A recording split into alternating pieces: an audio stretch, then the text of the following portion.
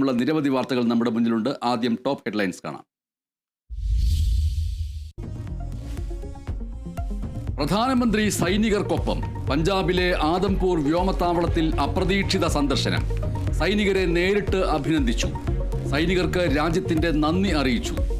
വെടിനിർത്തലിന് ശേഷമുള്ള സാഹചര്യം പ്രതിരോധ മന്ത്രി വിലയിരുത്തി.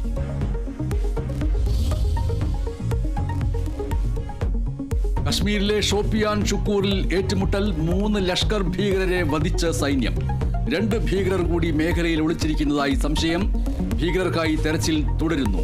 പഞ്ചാബിലെ ഫിറോസ്പൂരിൽ പാകിസ്ഥാന്റെ ഡ്രോൺ ആക്രമണത്തിൽ പരിക്കേറ്റ് ചികിത്സയിലായിരുന്ന സ്ത്രീ മരിച്ചു.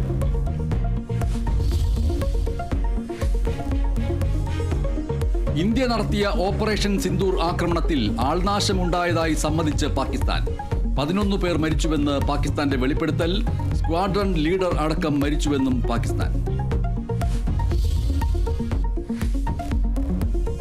തിരുവനന്തപുരം നന്ദൻകോട് കൂട്ടക്കൊലപാതക കേസിൽ ശിക്ഷാവിധി അല്പസമയത്തിനകം. പ്രതി കേതൽ ജിൻസൺ രാജയ്ക്ക് വധശിക്ഷ നൽകണമെന്ന് പ്രോസിക്യൂഷൻ. ശിക്ഷ വിധിക്കുക തിരുവനന്തപുരം അഡീഷണൽ സെഷൻസ് കോടതി.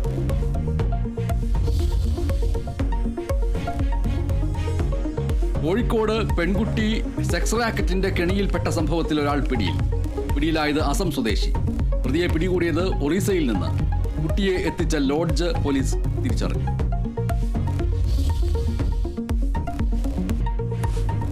വയനാട് സുൽത്താൻ ബത്തേരി പട്ടണത്തിൽ വീണ്ടും പുലിയിറങ്ങി. പുതുശ്ശേരി സ്വദേശിയുടെ കോഴികളെ പിടികൂടുന്ന ദൃശ്യങ്ങൾ പുറത്ത്.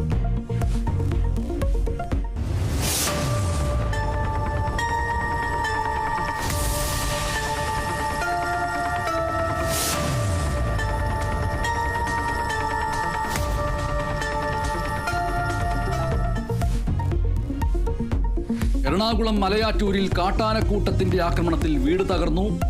ആക്രമണം നടന്നത് ഇല്ലിത്തോട് സ്വദേശി ശശിയുടെ വീട്ടിൽ.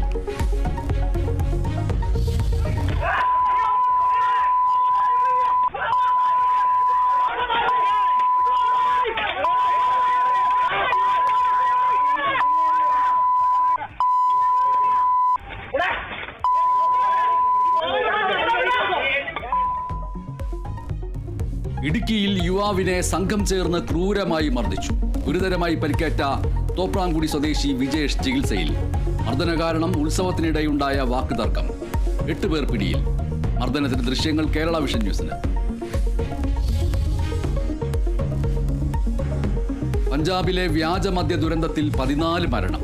6 പേരുടെ നില ഗുരുതരം. മദ്യം കുടിച്ചത് 5 ഗ്രാമങ്ങളിലുള്ളവർ. വ്യാജമദ്യം വിതരണം ചെയ്ത പ്രധാനപ്പെട്ട ആൾ ഉൾപ്പെടെ 4 പേർ അറസ്റ്റിൽ.